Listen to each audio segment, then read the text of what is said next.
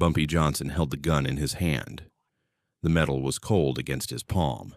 Across from him, kneeling on the concrete floor of a Harlem warehouse, was a man begging for his life. Tears streamed down his face. His hands were clasped together like he was praying. This same man, 12 years earlier, had saved Bumpy's life. He had stepped between Bumpy and 3 killers who were about to end everything.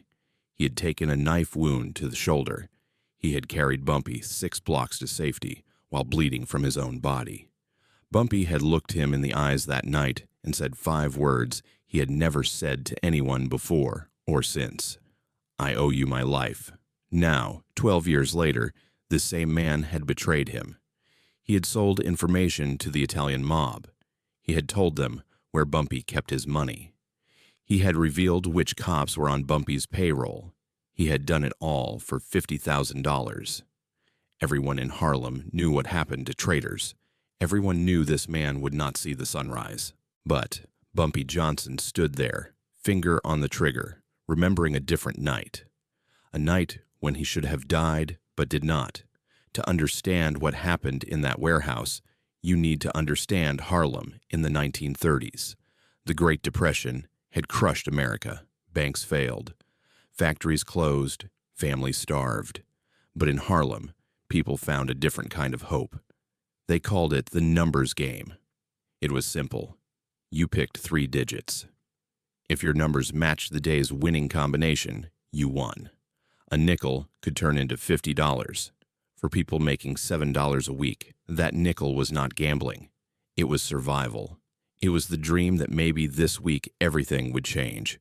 The numbers game moved millions of dollars through Harlem every month. And where there was money, there were predators. Dutch Schultz was the most dangerous predator in New York. He was a bootlegger from the Bronx who had made his fortune selling illegal alcohol during Prohibition. But Prohibition was ending. Schultz needed a new empire. He looked south toward Harlem and saw all that numbers money flowing through black neighborhoods. He decided he wanted it, all of it. There was just one problem standing in his way, a young enforcer named Ellsworth Bumpy Johnson, who refused to bow down to anyone. Bumpy Johnson was not born in Harlem. He came from Charleston, South Carolina, the Jim Crow South, a place where a black man could be killed for looking at a white woman. A place where justice was a word that did not apply to people with dark skin. Bumpy learned violence early. He learned that the world would not protect him. He learned that if he wanted to survive, he would have to protect himself. When he was a teenager, his family sent him north to Harlem to live with relatives. They hoped the city would be safer. They were wrong. Harlem in the 1920s was a war zone.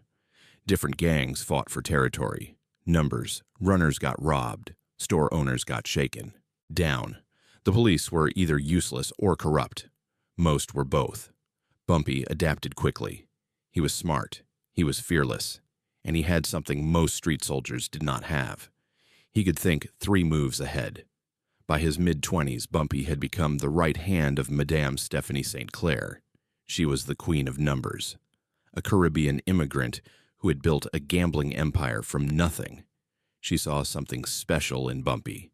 She made him her enforcer, her protector, her weapon. Dutch Schultz did not ask permission to enter Harlem. He simply arrived with guns and money and an army of killers. His message was clear.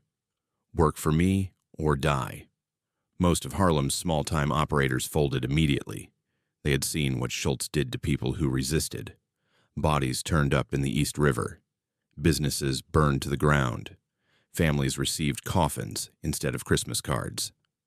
But Madame St. Clair did not fold, and neither did Bumpy Johnson. When Schultz's emissaries came to negotiate, Bumpy threw them out. When Schultz sent enforcers to rough up numbers runners, Bumpy sent those enforcers to the hospital. When Schultz tried to bribe local politicians, Bumpy made better offers. The war between Dutch Schultz and Bumpy Johnson became legend in the streets of New York. It was David against Goliath, a young black enforcer standing against the most powerful white gangster in the city. Everyone expected Bumpy to lose, Everyone expected him to end up dead in an alley somewhere. But Bumpy Johnson had something Dutch Schultz did not understand. He had the love of his people, and that love was worth more than any army. The night everything changed was cold. February in Harlem. Wind cutting through the streets like razors. Bumpy was walking home from a meeting with Madame St. Clair. It was late, past midnight. The streets were empty except for the occasional drunk stumbling home from a speakeasy. Bumpy should have been more careful. He should have brought protection. But he was 28 years old and still believed he was invincible. He turned down a side street and walked straight into an ambush. 3 men stepped out of the shadows. He recognized them immediately. They worked for Dutch Schultz, professional killers, the kind of men who enjoyed their work. One of them held a knife that caught the moonlight. Another had a length of chain wrapped around his fist. The third just smiled. That smile was worse than any weapon. Bumpy reached for his razor, the straight razor he always carried in his vest pocket. But before he could pull it out, the first man was on him. The chain caught Bumpy across the shoulder. The pain was blinding. He stumbled backward. The second man moved in with the knife. This was it. This was how Ellsworth Bumpy Johnson was going to die. In a dirty alley. Alone. The knife came down toward Bumpy's chest. He tried to block it with his arm, but he was too slow. The blade would have killed him. It would have ended everything right there in that frozen alley. But something unexpected happened. A fourth man appeared from nowhere. He tackled the knife wielder from behind. They both crashed to the ground. The knife skittered across the cobblestones. The other 2 attackers turned toward this new threat. That gave Bumpy the second he needed. He pulled his razor and slashed at the man with the chain. Blood sprayed across the alley wall. The man screamed and dropped his weapon. Bumpy did not hesitate. He moved to the third attacker and opened his face from ear to chin. The man fell. By the time Bumpy turned around, the stranger had knocked out the knife wielder with a brick. The alley was silent except for the groaning of wounded men. Bumpy looked at his rescuer. He was a black man, mid-30s, well-dressed despite the blood now staining his coat. He was holding his shoulder, where the knife had caught him during the struggle. He had taken a wound meant for Bumpy. A stranger had bled for him. The man's name was Walter.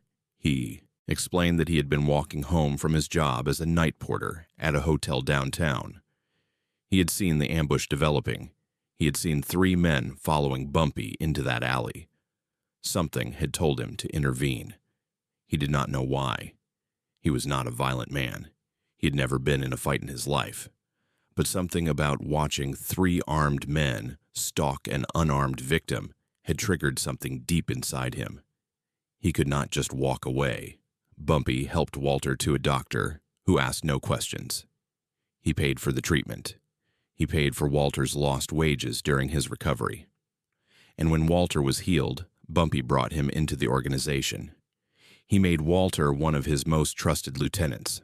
Over the next 12 years, Walter rose through the ranks of Bumpy's operation. He managed 3 numbers banks. He supervised dozens of runners. He became wealthy by Harlem standards. He had a brownstone apartment. He had a wife and 3 children. He had everything because of that night in the alley. Everything because he had chosen to help a stranger. Bumpy never forgot what Walter had done. He treated him like family, like a brother. But something changed in Walter during the 1940s. Maybe it was greed. Maybe it was fear. Maybe it was the slow corruption that comes from spending too many years in the criminal world. By 1947, Walter had started making secret trips downtown to Little Italy. He met with men who worked for the Italian families, men who wanted information about Bumpy Johnson's operation. They wanted to know where the money was kept. They wanted to know which cops were on the payroll. They wanted to know the routes the runners used. They wanted everything, and Walter gave it to them. In exchange, they promised him $50,000. More money than he could make in 10 years working for Bumpy. They also promised him protection when the inevitable war came. They told Walter that Bumpy's days were numbered. The Italians were coming, for Harlem, whether anyone liked it or not. The smart move was to be on the winning side. Walter convinced himself he was being practical. He convinced himself that loyalty was a luxury he could not afford. He told himself that Bumpy would have done the same thing in his position. He was wrong about that, completely wrong. The information Walter provided was devastating. Within 2 weeks of his betrayal, 3 of Bumpy's counting houses were robbed. The robbers knew exactly where the money was hidden. They knew exactly when the guards changed shifts. They knew everything. Bumpy lost nearly $200,000. Worse than the money was the message it sent. Someone inside Bumpy's organization was talking. Someone close to him had turned. The streets of Harlem began to whisper. Was Bumpy Johnson losing his grip? Was his empire starting to crumble? The Italian families sensed weakness. They began pushing into Harlem territory that had been off limits for years. Bumpy knew he had a traitor in his ranks. He just did not know who. He began watching everyone, checking stories, following money trails. It took him 3 weeks to figure out the truth. When he did, the revelation hit him harder than any punch he had ever taken. Walter, the man who had saved his life, the man he had treated like a brother for 12 years, the man he had trusted with his secrets, his money, his operation. Walter had sold him to the Italians for $50,000. Bumpy did not confront Walter immediately. That was not his way. He was a chess player, not a brawler. He needed to think. He needed to plan. He spent 3 days alone in his apartment, barely eating, barely sleeping, just thinking. Everyone expected him to kill Walter. That was the code. Betrayal meant death, no exceptions. If Bumpy let a traitor live, he would look weak. Other people would think they could betray him too. The whole operation would collapse. But Bumpy kept coming back to that night in the alley 12, years ago. He remembered the cold.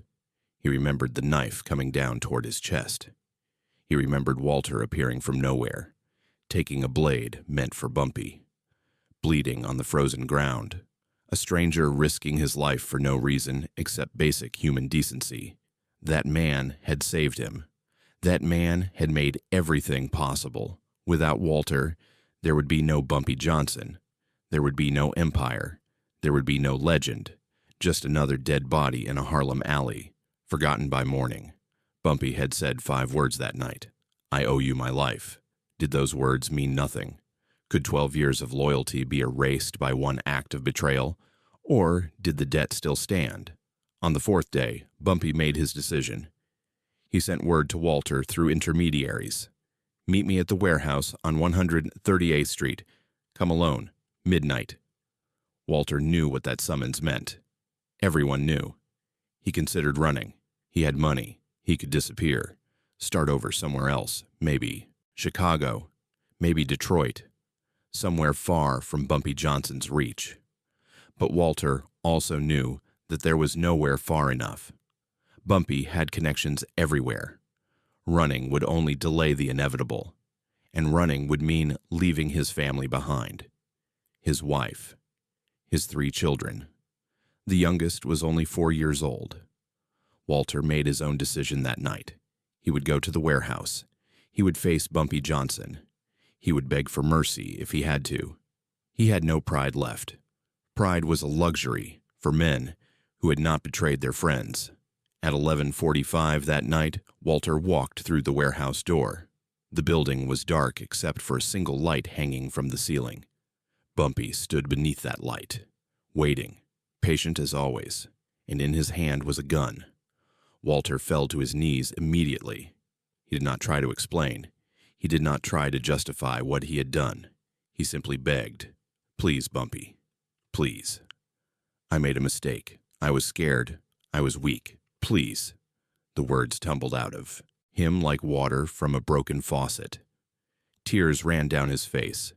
His whole body shook with terror. He knew what Bumpy did to traitors. Everyone knew. Bumpy let him talk, let him cry, let him empty himself of all the fear and guilt and shame that had been building for weeks. When Walter finally fell silent, Bumpy spoke. His voice was calm, almost gentle. "You saved my life once." Walter nodded, unable to speak. Bumpy continued. "In that alley, when those men were going to kill me, you stepped in. You took a knife wound for me. A stranger. You did not know me. You had no reason to help me. But you did it anyway." Walter was crying again. Bumpy raised the gun slightly. "For 12 years, I have treated you like family, given you everything. Money, power, respect. And this is how you repay me. By selling me to the Italians. By betraying everything we built together." Walter tried to speak, but no words came out. His throat had closed with fear. He waited for the gunshot, waited for the flash of light that would be the last thing he ever saw. But the shot did not come. Bumpy stood there, gun raised, finger on the trigger, looking at the man who had both saved him and betrayed him. Two debts, one of life, one of treachery. How do you balance something like that? How do you weigh 12 years of brotherhood against $50,000 of betrayal?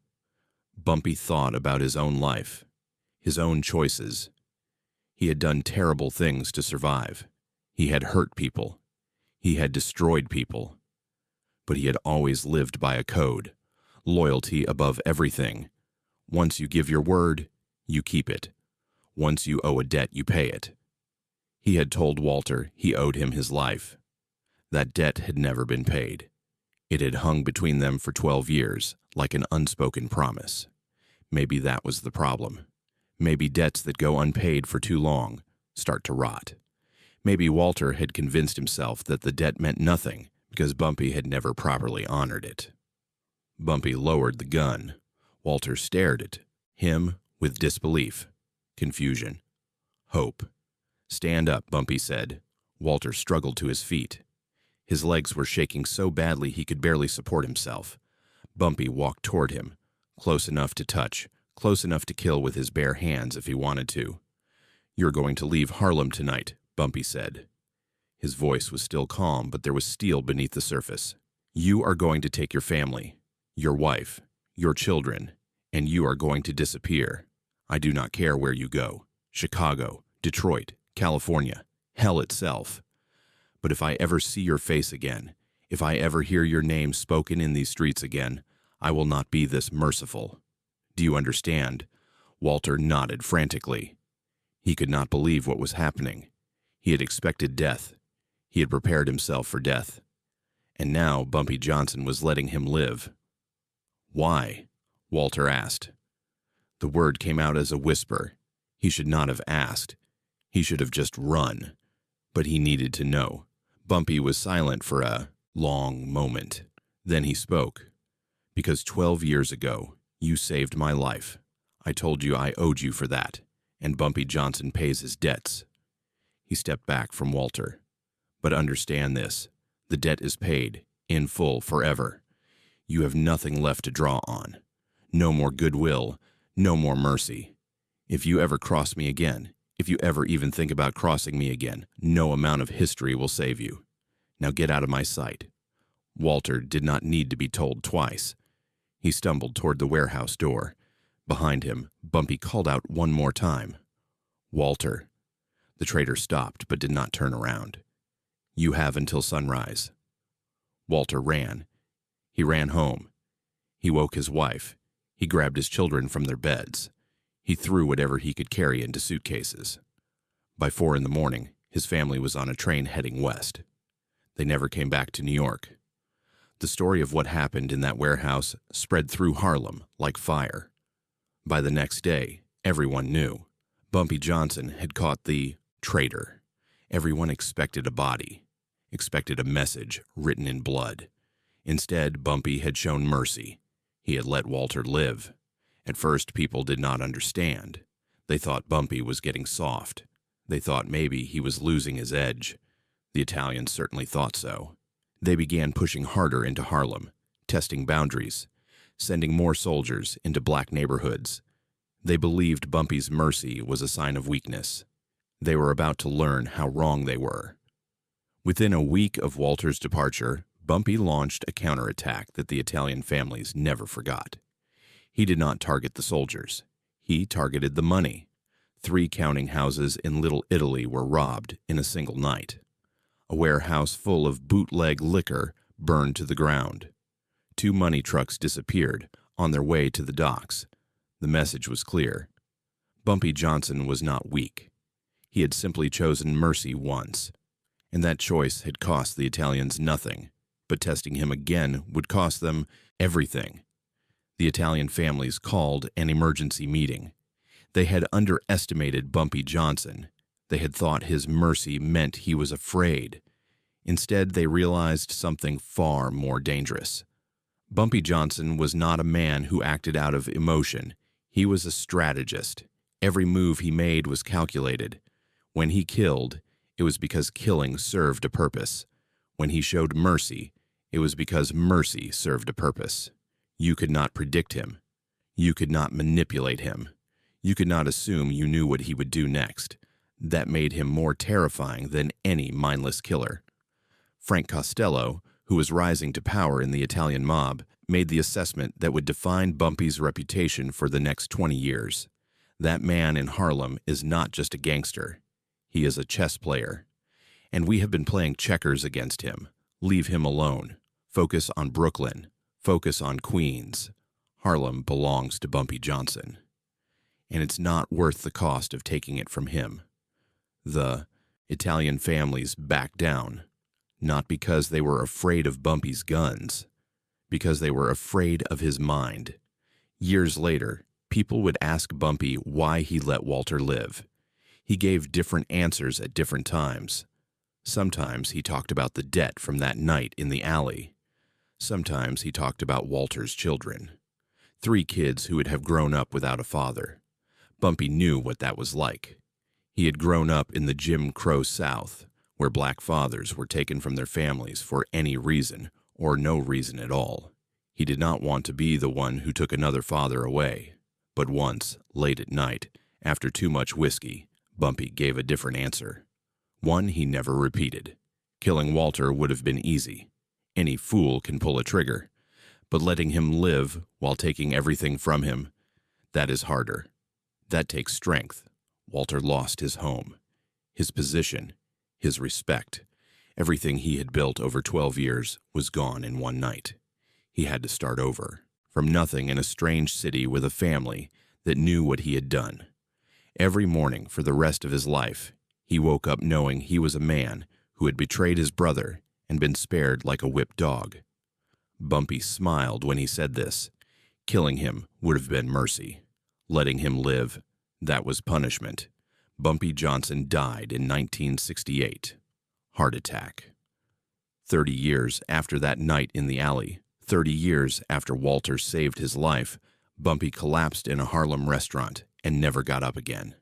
Thousands of people came to his funeral. Politicians, musicians, businessmen, hustlers. People from every walk of life came to pay their respects to the man they called the Godfather of Harlem. Walter was not among them. Nobody knows what happened to him after he left New York. Some say he died in Los Angeles in the 50s. Others say he lived into old age somewhere in the Midwest, a quiet man who never talked about his past. The truth is lost to history. But the story of that night in the warehouse survived. It became part of Bumpy Johnson's legend. The night he proved that real power is not about how many people you can kill. It is about knowing when not to kill, when to show mercy, when to be more than what the world expects you to be. Bumpy Johnson was a gangster, a criminal, a man who did terrible things, but he was also something else, something rare. He was a man who paid his debts, even when paying them cost him everything. What would you have done in Bumpy's position? If the man who saved your life betrayed you 12 years later, could you let him walk away? Could you honor an old debt when every instinct screamed for revenge? These are the questions that separate ordinary men from legends. Bumpy Johnson built an empire not just with violence, but with wisdom. He understood something that most people never learn. Your reputation is not built on what you do when things are easy. It is built on what you do when things are impossible, when every rule says kill and you choose mercy, when every voice says revenge and you choose honor. That is when the world sees who you really are. Bumpy Johnson saw who he really was in that warehouse, and he made a choice that echoed through the streets of Harlem for generations. If this story moved you, share it with someone who needs to hear it. Drop a comment and tell me what you would have done. Would you have pulled the trigger, or would you have paid the debt? Subscribe for more untold stories of the legends who built empires, not with bullets, but with something far more powerful: their word.